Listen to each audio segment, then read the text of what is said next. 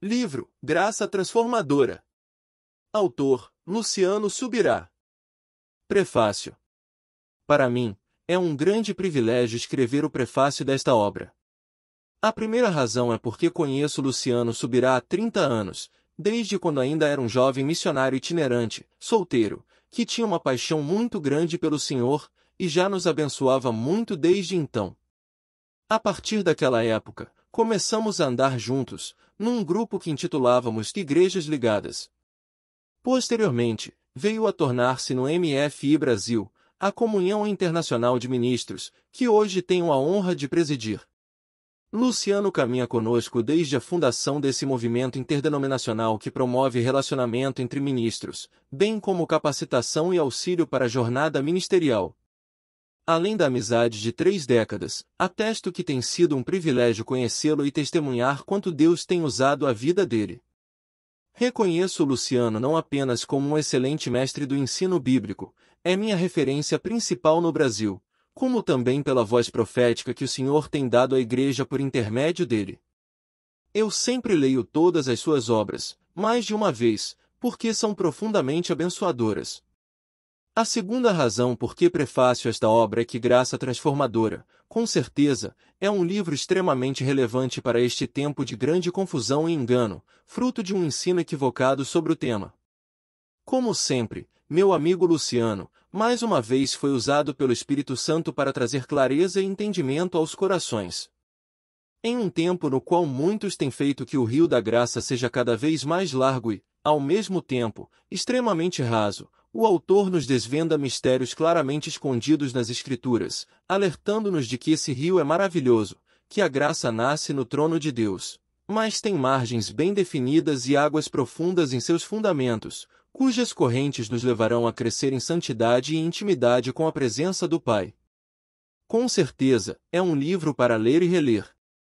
Samuel de Souza Júnior, pastor da comunidade Casa do Pai, em Araçatuba, SP, e presidente do MFI Brasil, Comunhão Internacional de Ministros, setembro de 2021. Introdução. O entendimento da graça divina é uma poderosa chave para a vida cristã, verdade que apresento já no primeiro capítulo desta obra.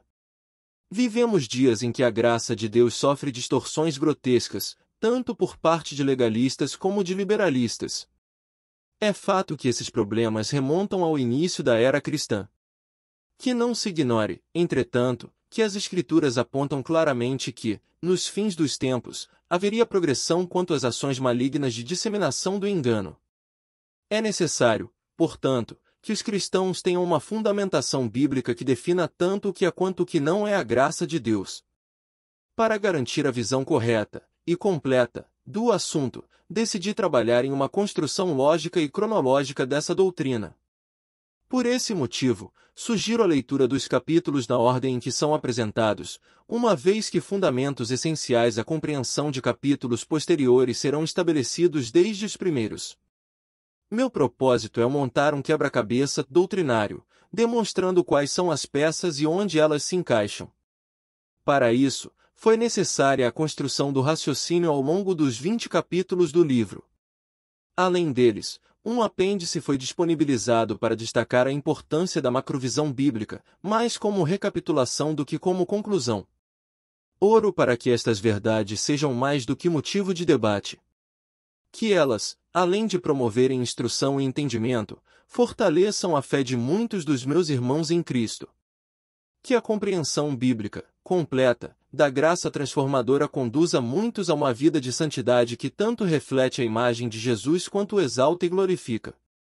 Capítulo 1. Entendimento correto.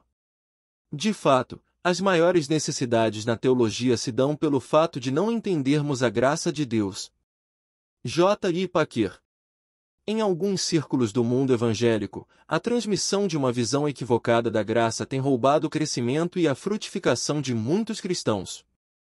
Concordo com o protesto de Dallas Willard, de 1935 a 2013, filósofo americano conhecido por seus escritos sobre a formação espiritual cristã, Hoje em dia, não somos apenas salvos pela graça, mas também paralisados por ela. Mais do que estagnação, acrescento que as deturpações do verdadeiro sentido de graça também geram retrocesso e incalculáveis perdas, ou seja, move o homem na direção errada, além de atrair uma série de males, levando-o para longe de onde deveria estar. Costumo declarar que um entendimento equivocado conduz a uma crença equivocada, consequentemente, ao lugar errado. Em contrapartida, um entendimento correto conduz a uma crença correta, consequentemente, ao lugar correto. Dessa forma, o entendimento correto da graça de Deus é não apenas importante, mas poderoso, porque pode produzir grande impacto na vida espiritual de quem o alcança.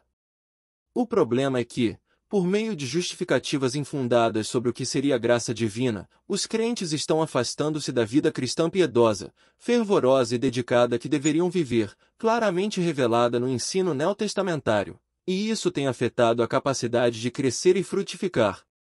A relação entre frutificação na vida cristã e entendimento da graça, não qualquer entendimento, mas a compreensão com base na instrução bíblica correta e coerente, foi destacada por Paulo, a quem comumente denominamos o apóstolo da graça. Observe sua declaração aos cristãos de Colossos. Damos sempre graças a Deus, Pai de nosso Senhor Jesus Cristo, quando oramos por vocês, desde que ouvimos da fé que vocês têm em Cristo Jesus e do amor que vocês têm por todos os santos, por causa da esperança que está guardada para vocês nos céus. Desta esperança vocês ouviram falar anteriormente por meio da palavra da verdade do Evangelho, que chegou até vocês. Esse Evangelho está produzindo fruto e crescendo em todo o mundo, assim como acontece entre vocês, desde o dia em que ouviram e entenderam a graça de Deus na verdade. Isso vocês aprenderam de Epáfras, nosso amado conservo e, em relação a vocês, fiel ministro de Cristo, Colossenses 1, 3-7. Há muitas verdades contidas nessa porção das Escrituras Sagradas, mas quero destacar 3 fundamentos importantes e correlacionados apresentados pelo apóstolo. Primeiramente, há uma ênfase sobre a questão da frutificação. O realce ao fato de que os crentes de Colossos estavam frutificando espiritualmente fica evidente em 2 trechos, quando o apóstolo destaca o compromisso dos colossenses com a fé em Jesus e o amor por todos os santos, Colossenses 1:4, e, em seguida, quando reconhece que o Evangelho estava produzindo fruto entre eles, versículo 6. Em segundo lugar, Paulo atestou que a frutificação provinha do entendimento. Tal resultado possui, como claramente expresso, um ponto de partida, desde o dia em que ouviram e entenderam a graça de Deus na verdade, versículo 6. Tudo começou no dia em que não apenas ouviram, como também entenderam a graça divina. É justo afirmar, portanto, que a compreensão foi a base para o desenvolvimento da fé. Em terceiro lugar, encontramos uma relação entre o entendimento que gera a frutificação e a instrução que aqueles irmãos haviam recebido. Vale ressaltar que esse tão importante e necessário entendimento, que nos ajuda a frutificar, não chega de forma aleatória ou espontânea, mas é fruto de aprendizado. Isso vocês aprenderam de Epáfras, nosso amado conservo e, em relação a vocês, fiel ministro de Cristo. Versículo 7. Os colossenses só alcançaram o entendimento correto acerca da graça porque houve alguém que os havia instruído.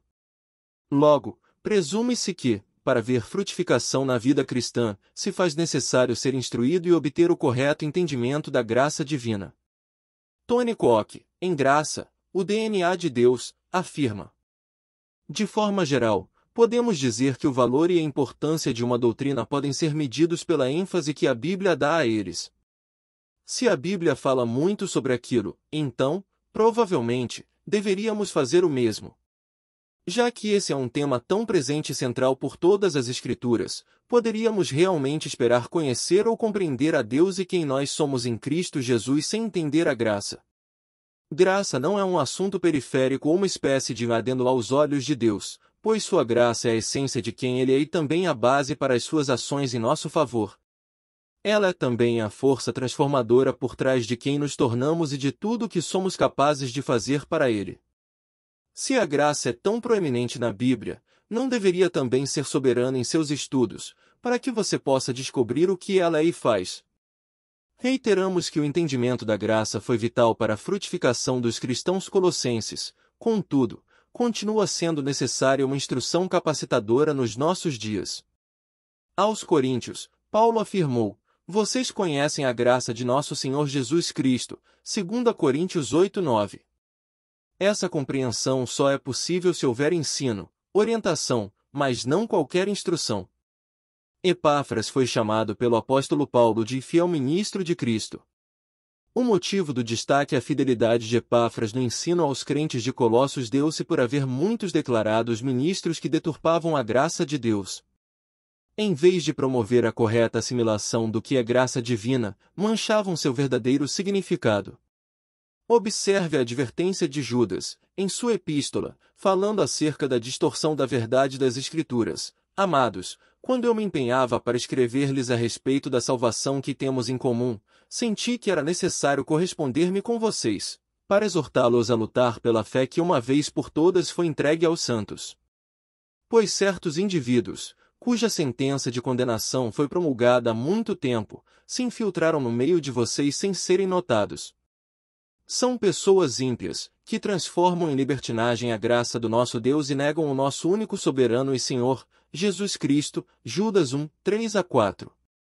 Judas reconheceu a necessidade de exortar os irmãos a lutar pela fé. Por quê?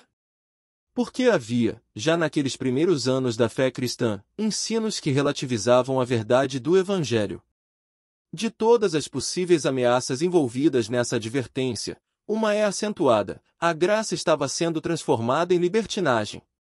Portanto, em contraste à necessidade de entender a graça de Deus, constatamos um ataque maligno para impedir a compreensão acurada. Presume-se que o ataque proceda das trevas, tanto porque Satanás é classificado como enganador quanto pelo destaque bíblico de que foram pessoas ímpias que haviam se infiltrado no meio da igreja, e estavam transformando a graça divina em algo que não é, nunca foi e nunca será: libertinagem. O Dr. Russell Shedd, referência teológica na Igreja Brasileira, declarou que graça sem compromisso não representa a realidade bíblica.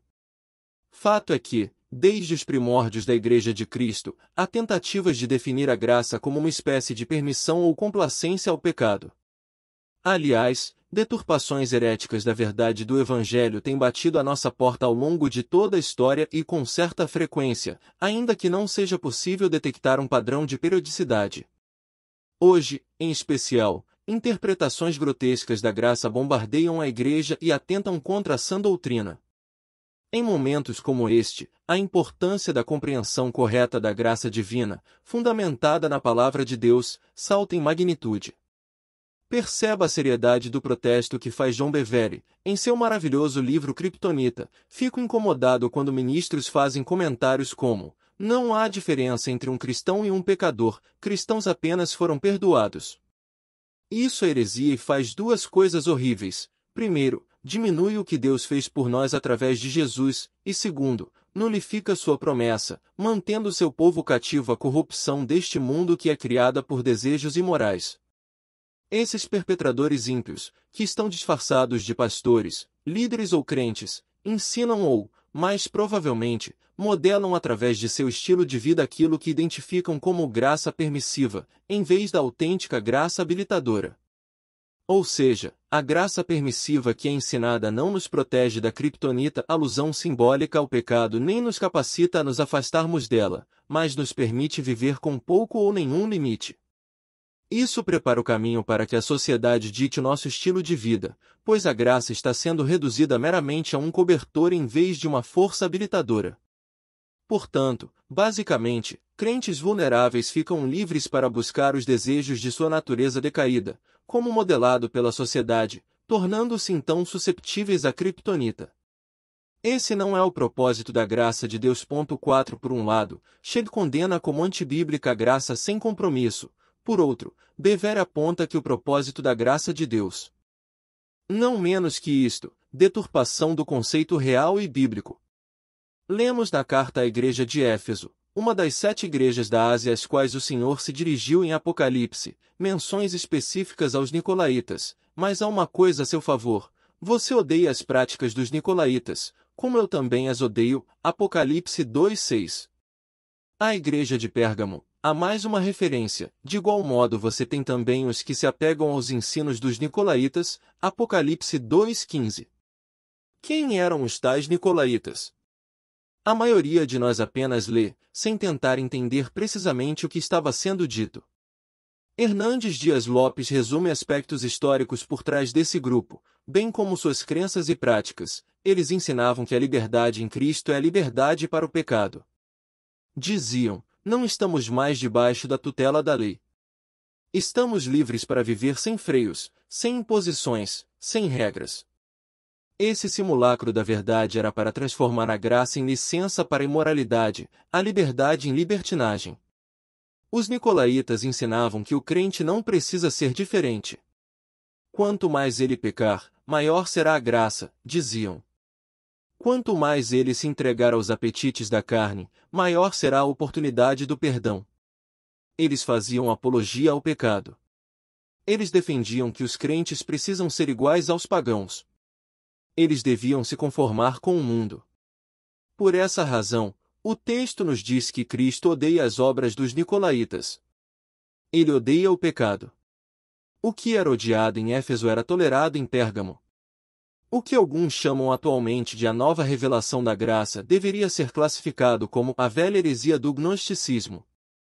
A seita que influenciou os nicolaítas tornou-se um problema tão sério no início do cristianismo que impulsionou a escrita de vários dos livros do Novo Testamento com o intuito específico de combatê-la.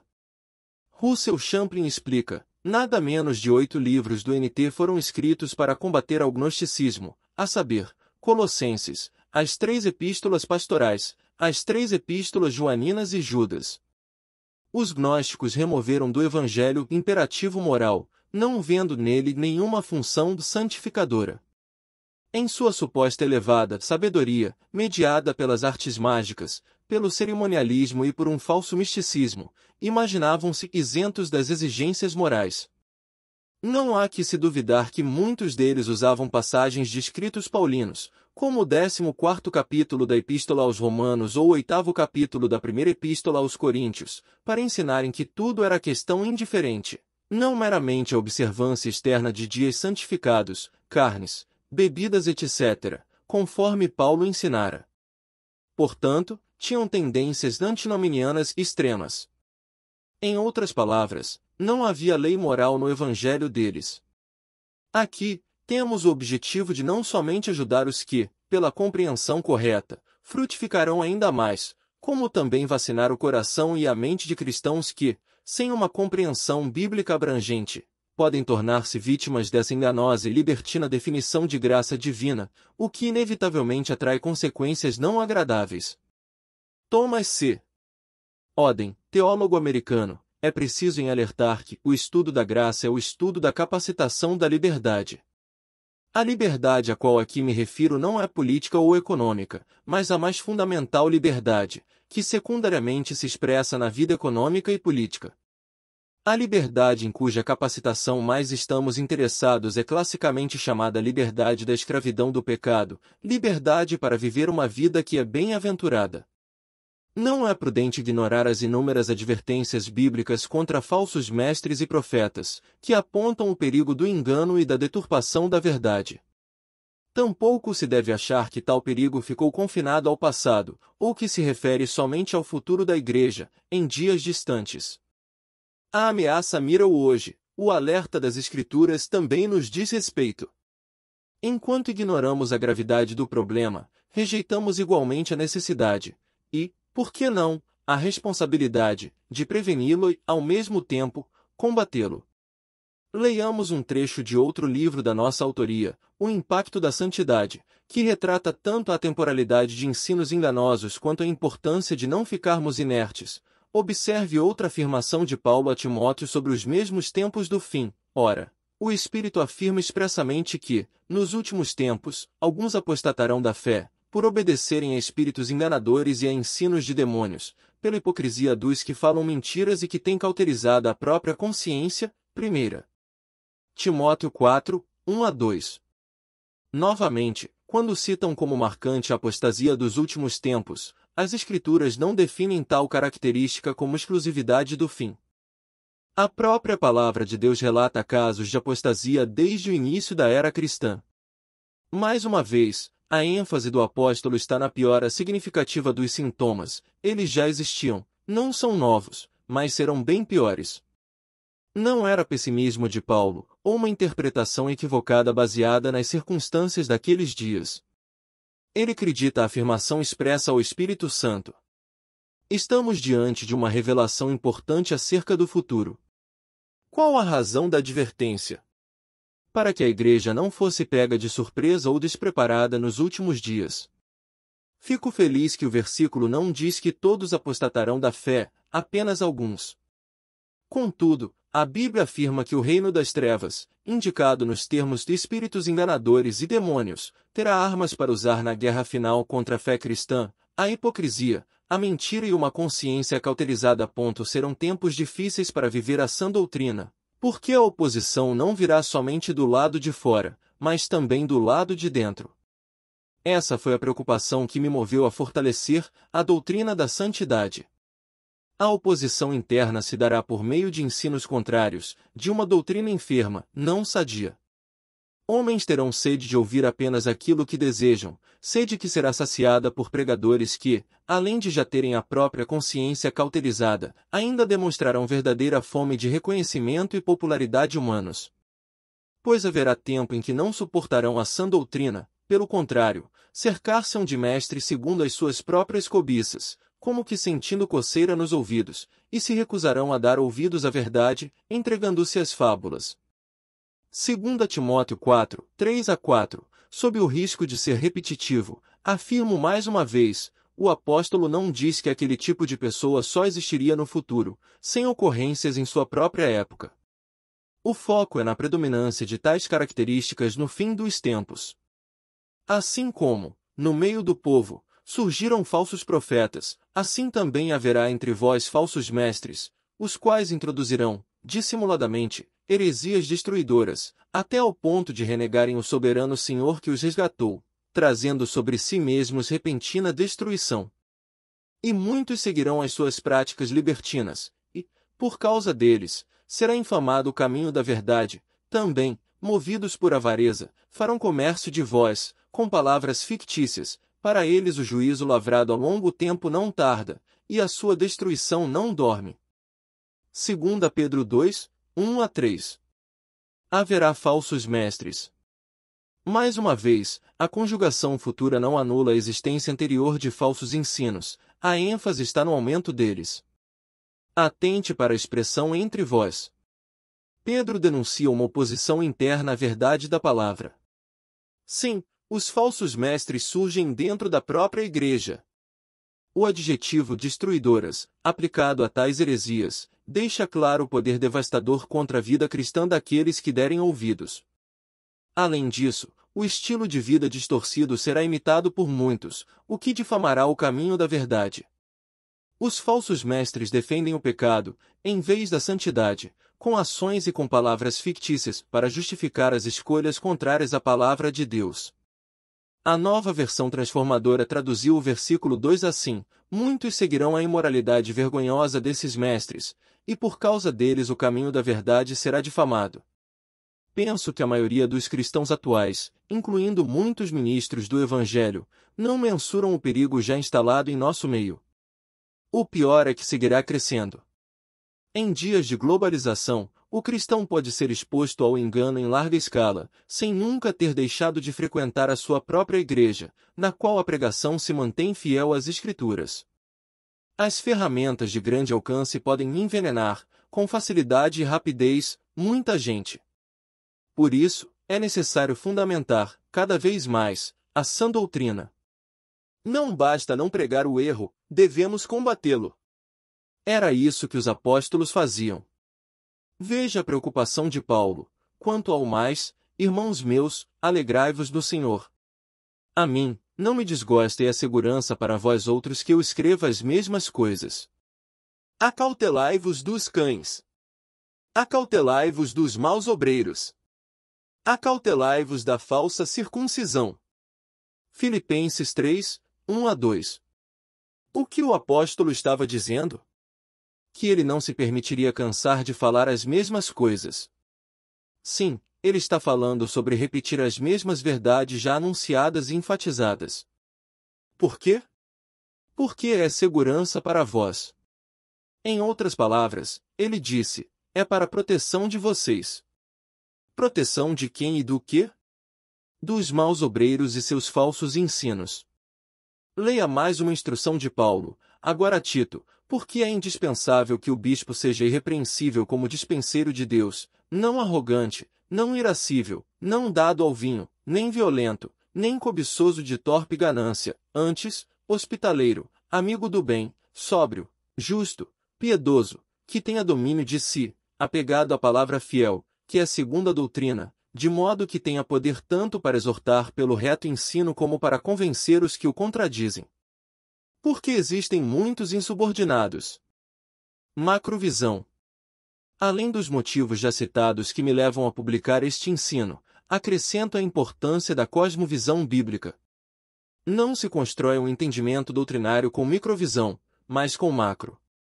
Antes de falar de graça, é necessário discorrer primeiramente acerca do que precedeu a manifestação dela, a lei de Moisés. Antes mesmo de tratar da lei mosaica, convém abordar o período anterior. Portanto, nos próximos capítulos, seguirei uma construção tanto lógica quanto cronológica dos eventos, para projetar o panorama completo, não apenas um recorte. Desse modo, será possível compreender a progressão da revelação bíblica, mas não só isso, também ficarão evidentes as interpretações errôneas de graça que se baseiam em fundamentos insidiosos acerca do que era a lei ou do que foi o período que a antecedeu. Cresci ouvindo meu pai, estudioso das Escrituras, falando sobre o mérito da macrovisão bíblica. Ele enfatizava quantos erros doutrinários advêm da ignorância da revelação das Escrituras como um todo. Certa vez, li uma observação de Aod sobre o tema e nunca me esqueci. As doutrinas da Bíblia não são isoladas, mas interrelacionadas, portanto, o ponto de vista acerca de uma doutrina necessariamente afetará o ponto de vista aceito a respeito de outra. Não se pode tomar uma parte das Escrituras em detrimento de outras. Esta é a razão pela qual, combatendo o diabo na tentação do deserto, o Senhor Jesus declarou, também está escrito, não põe à prova o Senhor, o seu Deus, Mateus 4:7. Satanás usou um texto bíblico, com aplicação distorcida, na intenção de induzir Jesus ao erro. Além disso, gabou-se ao dizer pois está escrito, quando citou parte do Salmo 91. A réplica de Cristo foi imediata. Também está escrito significa que uma parte da Bíblia não pode ser usada para anular outra. As partes se harmonizam, se complementam e se explicam. Gosto de como a tradução brasileira, TB, registra o texto de Salmos 119.160. A soma da tua palavra é a verdade, cada um dos teus justos juízos dura para sempre. É atribuído a Richard Sibbes, teólogo anglicano, uma afirmação que explica esse ponto de forma simples, direta e primorosa. A verdade de Deus sempre concorda consigo mesma. Tony Koch, ao avaliar os desvios da doutrina da graça, utiliza os mesmos argumentos. Para compreender como esse erro surge, primeiro temos que compreender que a graça não está sozinha. Nunca foi a intenção de Deus que ela fosse uma força espiritual independente. Seja o amor, seja a fé, seja a graça, todas as expressões e todos os atributos de Deus são complementares e se conectam perfeitamente para nos fazer crentes saudáveis e produtivos. Se isolarmos a graça, ou qualquer outra doutrina, de forma exclusiva, ela ficará torta e fora de proporção em nossa vida. Falharemos em apreciar o fato de que Deus entrelaçou todos os aspectos do seu caráter e natureza para nos fazer completos e plenamente efetivos como seus filhos.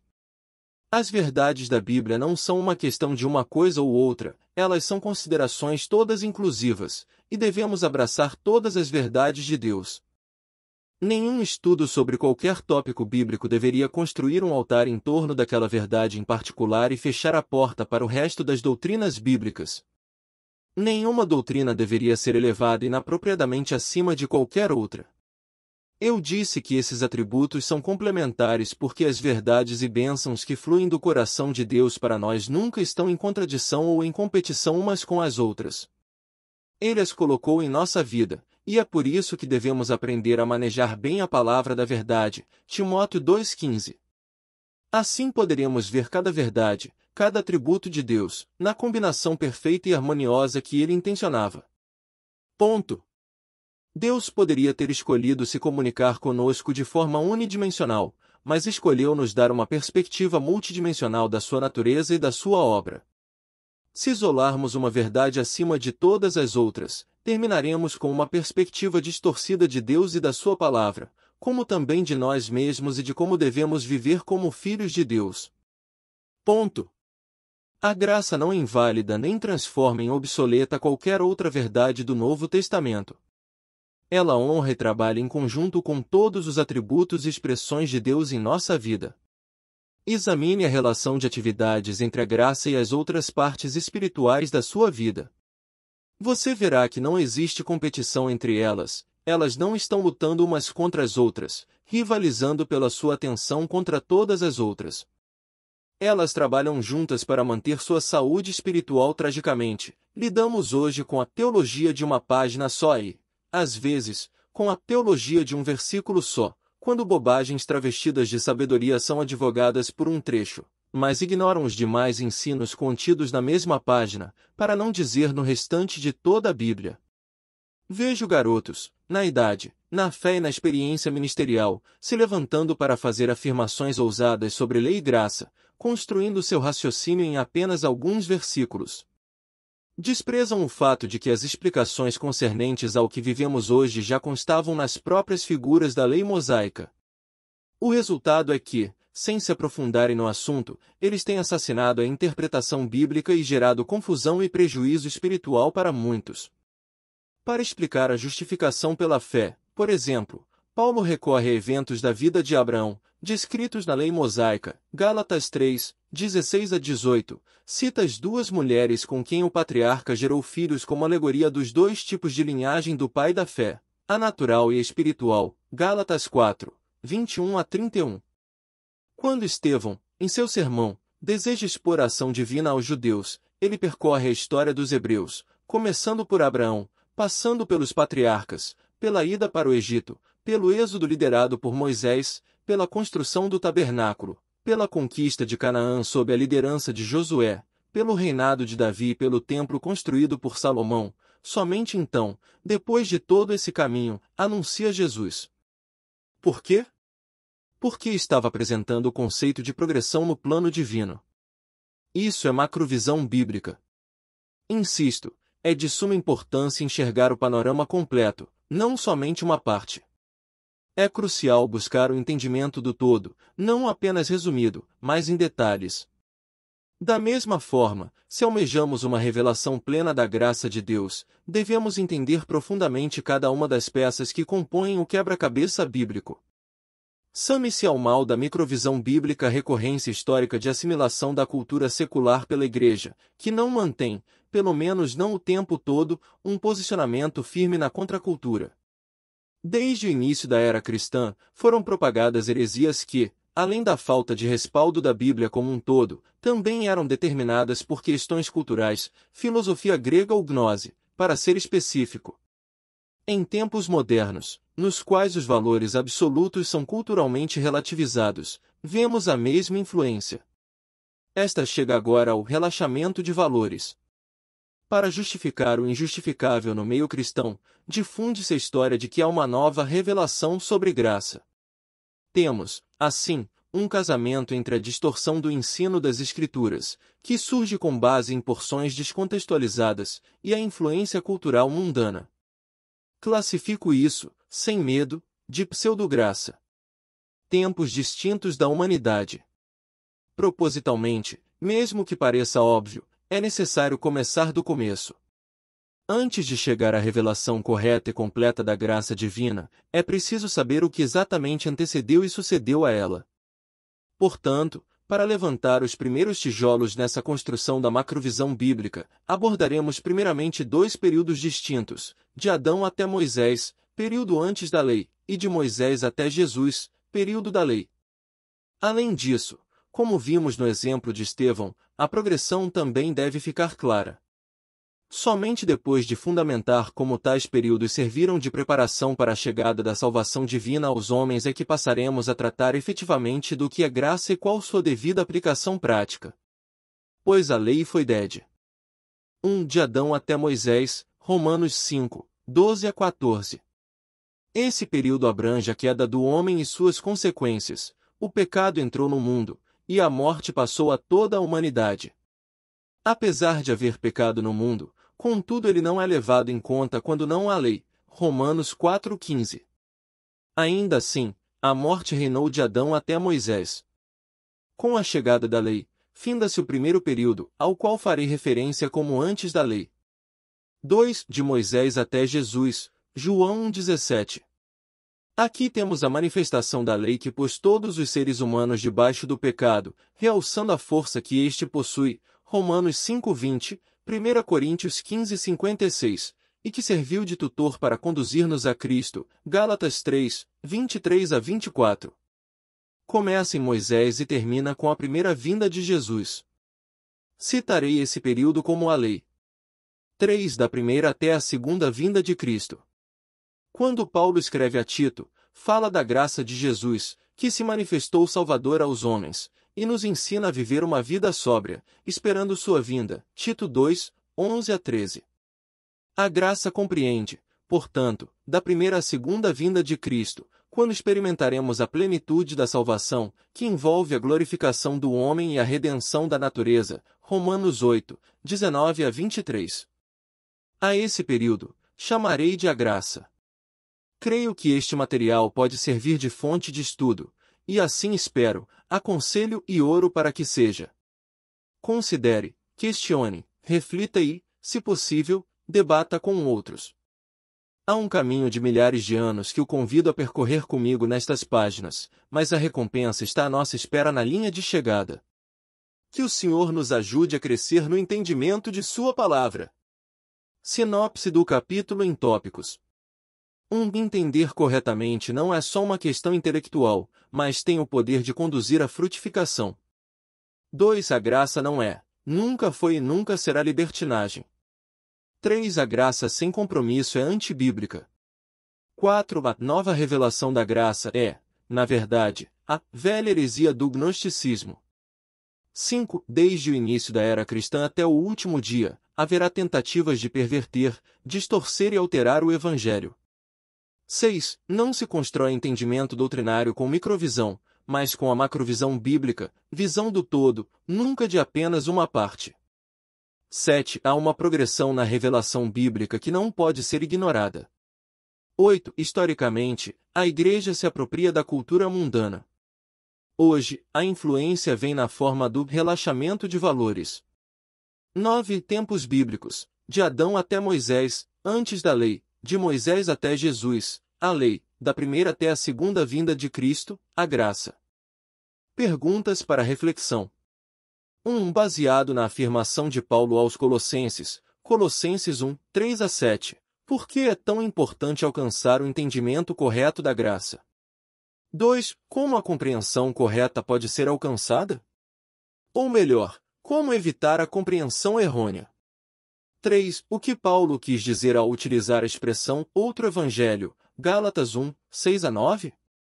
4. O que Judas quis dizer quando afirmou que havia pessoas transformando a graça divina em libertinagem, Judas 1, 3 a 4? 5. Se já havia deturpações da graça no primeiro século da era cristã, pode-se esperar o contrário no nosso tempo? Você pode identificar alguma deturpação sendo propagada atualmente no meio cristão?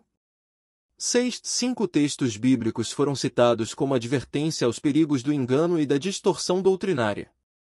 Sugiro que você os localize no texto, leia-os novamente e pondere mais acerca do conteúdo de cada um deles. Capítulo 2. Antes da lei. Todas as exortações da Escritura que se dirigem de maneira indiscriminada aos homens, chamando-os ao arrependimento, necessariamente pressupõem a universalidade do pecado. Charles Odd. Antes de tratar da queda, convém considerar a origem do homem e seu estado primário, porque isso reflete o propósito divino para a humanidade. A Bíblia diz que o Criador nos escolheu nele antes da criação do mundo, para sermos santos e irrepreensíveis em sua presença, Efésios 1:4, indicando a existência de um objetivo para a criação, que data de antes do início de tudo, em outras palavras, tal desígnio não pode ser ignorado. Além disso, se não entendermos bem aquilo que o homem perdeu com a queda, não compreenderemos plenamente a restauração disponibilizada pela redenção divina em Cristo.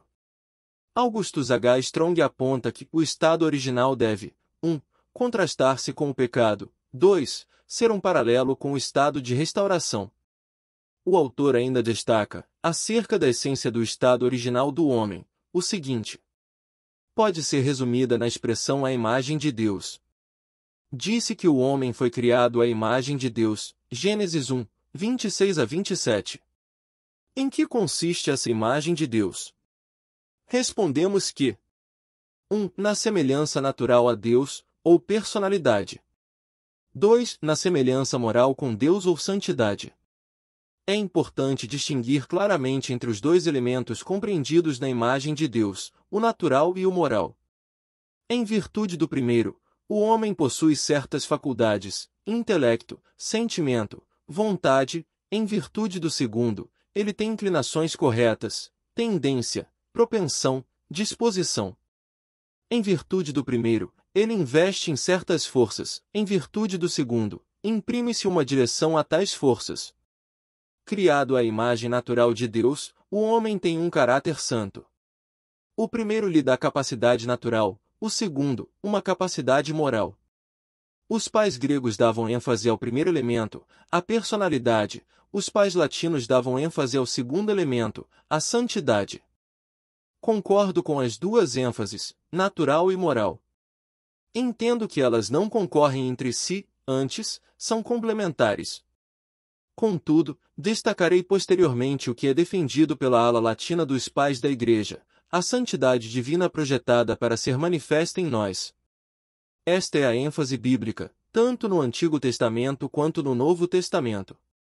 Pedro, citando o Antigo Testamento, faz uma aplicação precisa da doutrina da santidade no Novo Testamento, mas, assim como é santo aquele que o chamou, sejam santos vocês também em tudo o que fizerem, pois está escrito, sejam santos, porque eu sou santo, 1 Pedro 1, 15-16. Sem perder de vista esse objetivo inicial de Deus, de manifestar sua santidade, ou seja, sua imagem, nos homens, é preciso passar pelo pecado, por seus danos e pela progressão do plano redentor do Criador. Assim, compreenderemos amplamente o que significa a restauração proporcionada pela graça de Deus. Como vimos, o pecado entrou no mundo no início do primeiro período, com Adão e Eva, muito antes da lei de Moisés. Para começar a esmiuçar o tema do pecado original, cito Walter Brunelli, que comenta o episódio do Jardim do Éden, o que para muitos não passa de um mito ou conto de carochinha. O episódio do Jardim do Éden é a base para a compreensão de todo o mistério da existência humana e sua escolha quanto ao futuro. Quem ignora a descrição bíblica do Gênesis jamais chegará à compreensão das verdades reveladas de Deus acerca do homem e do seu destino eterno. Por mais simples e propedêutica que possa parecer tal descrição, faz-se necessário considerá-la. A narrativa bíblica da queda do homem é recorrente em toda a Bíblia. O próprio Jesus fez referência ao livro de Gênesis, ao citar Deus como Criador, além de mencionar Adão e Eva e o propósito divino para o primeiro casal, Mateus 19, 4-5. Não crer no relato da Gênese do homem é pôr em xeque a credibilidade do próprio Cristo. Aliás, em termos de macrovisão, é fundamental considerar que há menção a Adão em diversos trechos da narrativa bíblica. No Antigo Testamento, Jó 31-33, e Oséias 6-7, fizeram referência a ele.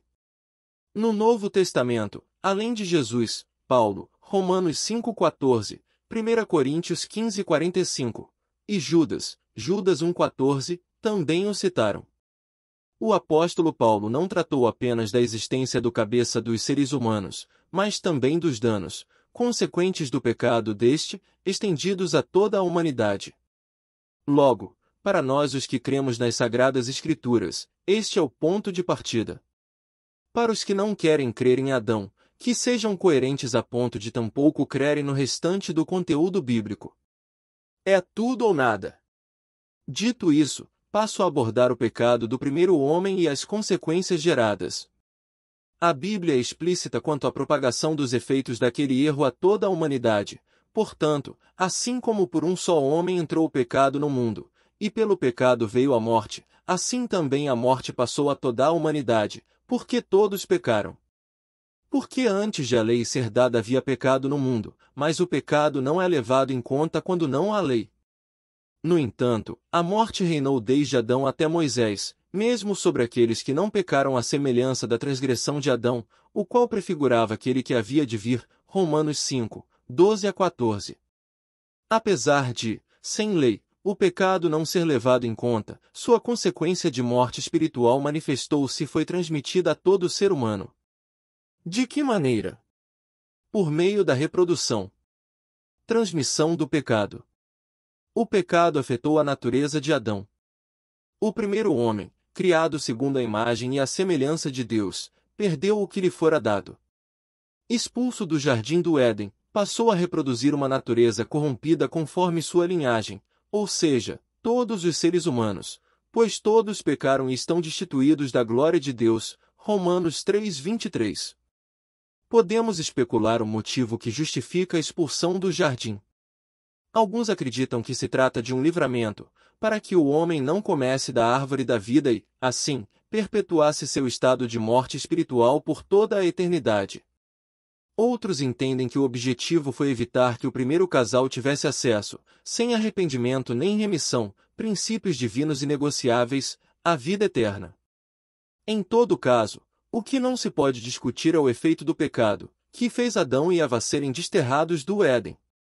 Razões simples e claramente registradas nas Escrituras apontam o caminho da compreensão desse efeito, que podemos chamar de transmissor. O Criador estabeleceu uma lei abrangente, não limitada ao homem em si, mas que envolve toda a criação, incluindo vegetais e animais, que cada um reproduzisse segundo a sua espécie. Portanto, Adão, o primeiro homem, era o cabeça da humanidade, um protótipo, uma matriz reprodutora. Sua função envolvia reproduzir seres semelhantes a ele. Infere-se que, como encargo divino de multiplicar-se segundo a sua espécie, o primeiro homem deveria reproduzir aquilo que o Criador primeiramente transferira a ele, a imagem e a semelhança do próprio Deus. Gênesis 1:27. Para que as vestes de pele, ou de couro, fossem produzidas, é certo que um animal teve de morrer. Trata-se da primeira menção bíblica de sacrifício pelo pecado, apontando figuradamente para a obra de Cristo em nosso favor. O registro desse episódio é uma indicação não só da necessidade de derramamento de sangue para a remissão de pecados, Hebreus 9:22, como também do fato de que devemos nos revestir de Cristo, ao contrário. Revistam-se do Senhor Jesus Cristo e não fiquem premeditando como satisfazer os desejos da carne. Romanos 13:14. As novas vestes que o Criador providenciou para Adão e Eva prenunciavam um cenário futuro e centrado no sacrifício do Cordeiro de Deus, embora já contivessem a manifestação do perdão divino e revelassem o derramamento de sua graça. Logo, encontramos no Éden não somente a presença do pecado, como também a manifestação da graça divina. O perdão foi proporcionado, ao mesmo tempo que foi feita a primeira promessa messiânica, porém inimizade entre você e a mulher, entre a sua descendência e o descendente dela, este ferirá a sua cabeça, e você lhe ferirá o calcanhar. Gênesis 3:15. Novos começos. O relato bíblico mostra que, mesmo com expressões da graça divina e promessas redentoras sendo liberadas, a humanidade, já nas primeiras gerações, corrompeu-se terrivelmente. A situação ganhou proporções tais que o Criador resolveu resetar, zerar a humanidade. O Senhor viu que a maldade das pessoas havia se multiplicado na terra e que todo o desígnio do coração delas era continuamente mau. Então o Senhor ficou triste por haver feito o ser humano na terra, e isso lhe pesou no coração. O Senhor disse: farei desaparecer da face da terra o ser humano que criei. Destruirei não apenas as pessoas, mas também os animais, os seres que rastejam e as aves dos céus, porque estou triste por havê-los feito. Gênesis 6, 5 a 7. Não significa que não havia graça, e sim que o pecado não mais podia ser contido, não existia perspectiva de arrependimento. O versículo seguinte, então, evidencia mais uma manifestação da graça divina no período anterior à lei mosaica, porém Noé achou graça diante do Senhor, Gênesis 6:8. O restante da história, você conhece. Mesmo julgando e destruindo a humanidade, o Senhor revela sua graça em Noé e na salvação tipificada na arca, 1 Pedro 3, 20-21. O primeiro começo, com Adão, foi frustrado, pois obviamente a falha estava no lado humano, não no divino. Em Noé, houve um recomeço, uma espécie de segunda tentativa, contudo, esse novo início também descumpriu o propósito divino. Não me refiro apenas à bebedeira de Noé ou à maldição que ele próprio lançou sobre parte de sua linhagem, os descendentes de Cã, pai de Canaã. De fato, os cananeus se corromperam espantosamente, a ponto de o Senhor expulsá-los da terra em que habitavam. A verdade é que as gerações que sucederam a Noé lançaram-se à corrupção e afastaram-se do Senhor Deus, como um déjà vu do que acontecerá aos primeiros homens depois de Adão. Apesar de mais um desvio, o Criador nunca desistiu do plano inicial nem de seu intento para toda a humanidade, ele buscou um novo começo. Mais um novo começo. Aqui se encontra um ponto importante do período antes da lei, o recomeço com Abraão. O Senhor o escolheu e chamou para que andasse alinhado com os propósitos divinos, fazendo-lhe uma promessa, seguida de juramento. Hebreus 6, 13-14. Em Abraão seriam benditas todas as famílias da terra. Gênesis 12, 3. Desde aquele momento, o Deus Altíssimo já apontava para a verdadeira solução, que seria capaz de abençoar não menos que todos os povos da terra, a futura manifestação de Cristo, descendente do patriarca. Por conseguinte, conclui-se que Deus escolheu Abraão e sua linhagem com o claro objetivo de resolver a situação do pecado.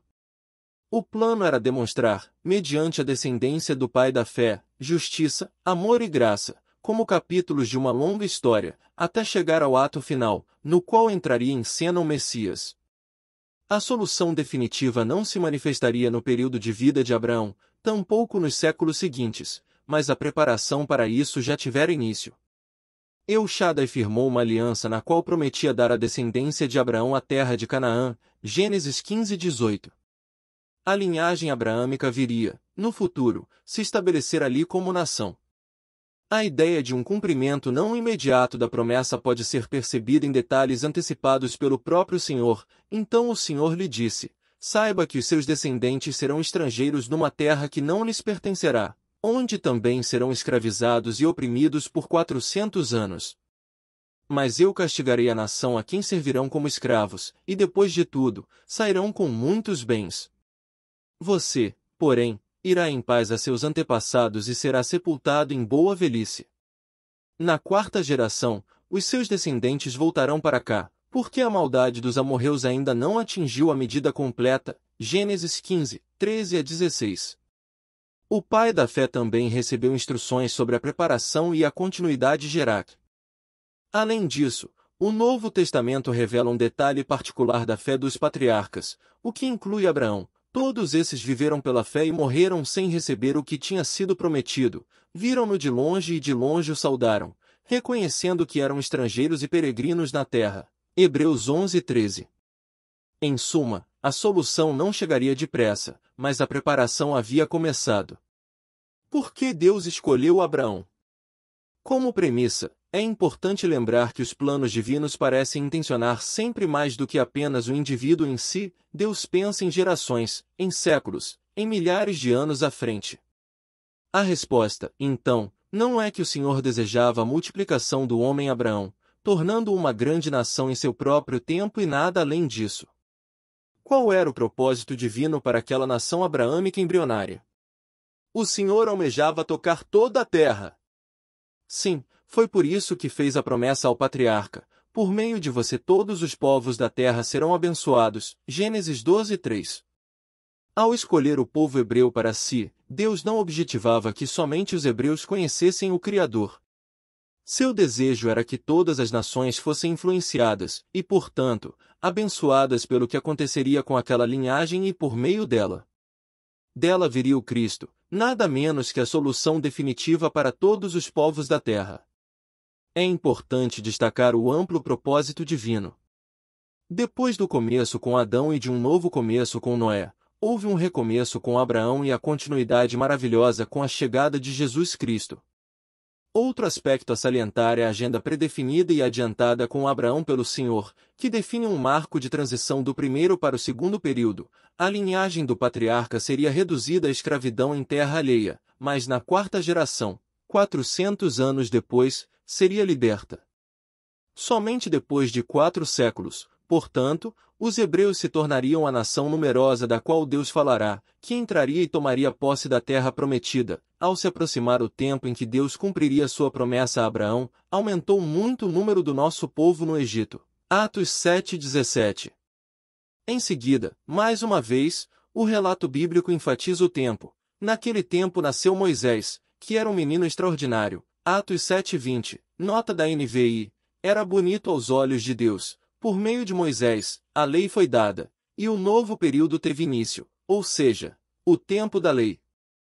Os 2 versículos de Atos são palavras de Estevão, o primeiro mártir, proferidas na pregação que antecedeu sua execução. Ele ainda definiu Moisés não apenas como o libertador dos israelitas, mas como um legislador, que receberá revelações divinas para um novo tempo na história da humanidade. Ele estava na congregação, no deserto, com um anjo que lhe falava no Monte Sinai e com os nossos antepassados, e recebeu palavras vivas, para transmiti-las a nós. Atos 7:38. Antes de tratarmos de Moisés, da lei e de detalhes desse período por vezes mal interpretado, é necessário mergulhar um pouco mais na história de Abraão, símbolo do recomeço do plano divino. Revelações divinas a Abraão. Abraão, além de ter seu nome anterior mudado por Deus, recebeu vários outros títulos. É chamado de pai de nações, Gênesis 17:4, patriarca, Hebreus 7:4, homem de fé, Gálatas 3:9, pai da circuncisão, Romanos 4:12, amigo de Deus, 2 Crônicas 27, escolhido, Neemias 9:7, servo de Deus, Salmos 105:6, além de ser reconhecido como intercessor, Gênesis 18, 22-33, e pai dos que creem, Romanos 4:11. No entanto, há algo sobre esse homem de Deus que pouca gente percebe: ele foi chamado de profeta. Não, ele não se autodenominou profeta, o próprio Senhor foi quem o chamou assim. Quando se encontrava em Gerar, Abraão, receoso, mentiu ao rei Abimeleque acerca de Sara, negou que ela fosse sua esposa, afirmando tratar-se de sua irmã. O rei decidiu, então, tomá-la para si como mulher.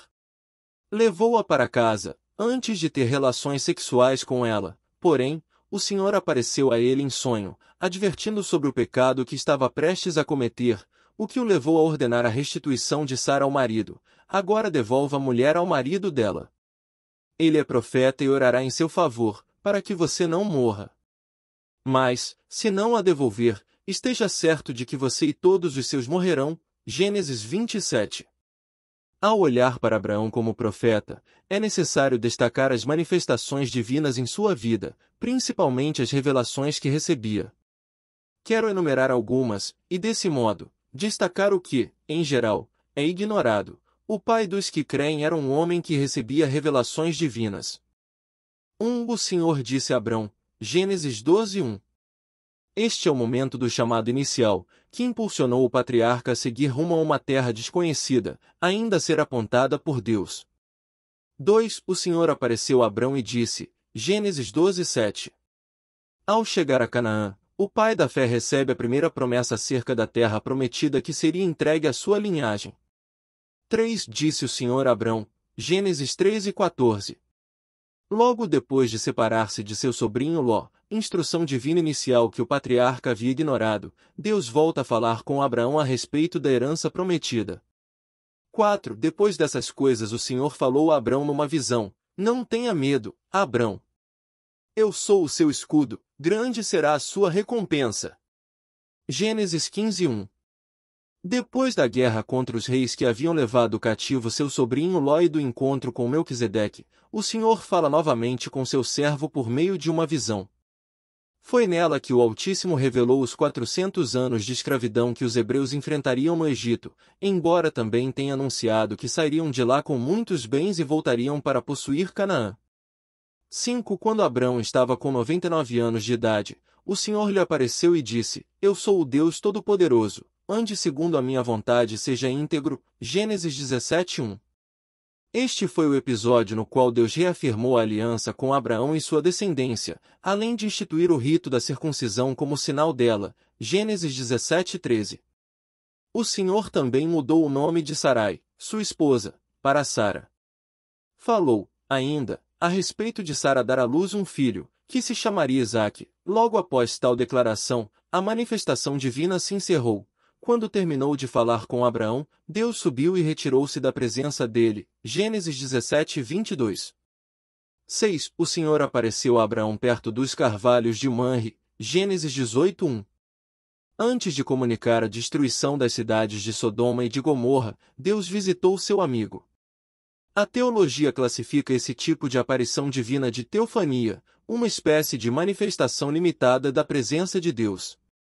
Na mesma ocasião, o nascimento de Isaque é novamente anunciado, e Sara, ouvindo atrás da tenda, riu da notícia. 7. Mas Deus lhe disse a Abraão, Gênesis 21:12. No dia do banquete de celebração pelo desmame de Isaque, Sara se aborrece com Ismael, que caçoava do irmão mais novo, e decide que ele não seria herdeiro com o filho dela. Isso pareceu penoso aos olhos de Abraão, tanto que foi necessário o Senhor falar com o patriarca para que desse ouvidos à esposa. 8. Passado algum tempo, Deus pôs Abraão à prova, dizendo-lhe: Abraão. Ele respondeu: Eis-me aqui. Gênesis 22:1. Aqui encontramos o clássico episódio em que o Altíssimo pede ao patriarca que ofereça seu próprio filho em sacrifício no Monte Moriá.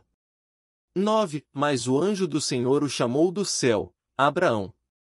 Abraão. Eis-me aqui, respondeu ele. Não toque no rapaz, disse o anjo. Não lhe faça nada. Agora sei que você teme a Deus, porque não me negou seu filho, o seu único filho. Gênesis 22:11-12. Logo depois da solicitação divina da oferta de Isaque, o amigo de Deus levantou cedo e, em obediência ao comando, seguiu rumo ao lugar indicado. No terceiro dia de viagem, viu o lugar do sacrifício ainda à distância.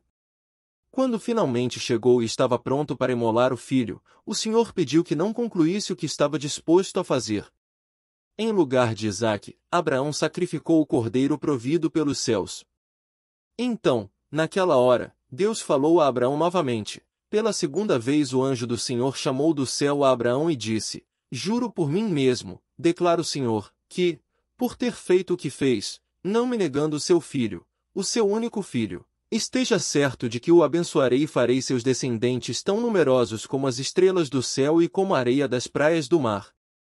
Sua descendência conquistará as cidades dos que lhe forem inimigos, e por meio dela, todos os povos da terra serão abençoados, porque você me obedeceu. Gênesis 22:15-18. A segunda vez que o anjo do Senhor falou com Abraão é o último relato de uma manifestação sobrenatural, registrada nas Escrituras, antes da morte do Pai de Nações. Agrupei ambas na mesma experiência porque se deram no mesmo evento, no mesmo dia. A ideia é mostrar que o patriarca, além de ser chamado por Deus de profeta, era familiarizado tanto com a voz divina quanto com as visões celestiais. Outra verdade que merece destaque é uma declaração do próprio Senhor a respeito do pai de fé. O Senhor disse: Será que eu devo esconder de Abraão o que estou para fazer, visto que Abraão certamente virá a ser uma grande e poderosa nação, e nele serão benditas todas as nações da terra? Gênesis 18:17-18. Essa declaração divina foi feita antes da destruição de Sodoma e Gomorra, comunicada pelo próprio Deus, em primeira mão, a seu servo Abraão. Alguns podem pensar que a antecipação do Senhor ao patriarca acerca do que estava por vir limitasse apenas ao episódio específico de juízo sobre as duas cidades. Fim do livro Amostra. Adquira o livro completo. Link na descrição.